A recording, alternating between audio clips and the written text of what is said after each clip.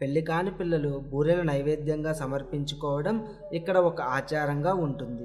అలా గిరిజన ప్రాంతంలో ఋషి సంస్కృతిని తెలియజేస్తూ వటవృక్షంపై దైవం వెలసిన ఆశ్రమమే ఈ చీమలవారిగూడెం ఆశ్రమం. ఈ మహిమాన్విత వటవృక్షానికి సమీపంలో ఋషి కుటీరమును తలపించేలా నిర్మించిన పర్ణశాల ధ్యానానికి, ఆరాధనలకు అనువుగా ఉంటుంది. ప్రతి గురువారం సాయంత్రం 6 గంటల నుండి 7:30 గంటల మధ్య ఆరాధన నిర్వహించబడుతుంది. సమీప గ్రామాల నుండి భక్తులు ఆరాధనలో పాల్గొంటారు. గిరిజన భాషలో కీర్తనలను శ్రావ్యముగా ఆలపిస్తారు.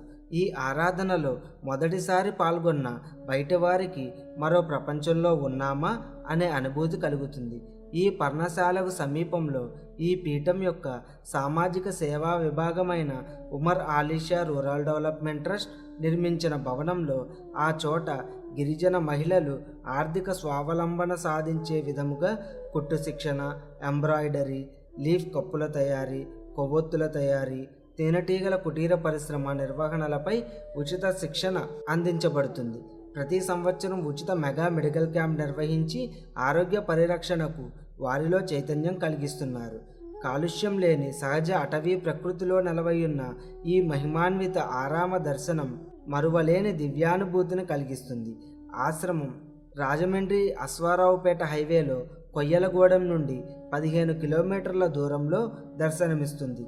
రోడ్డు మార్గములో ఈ ఆశ్రమమును చేరుకొనవచ్చు.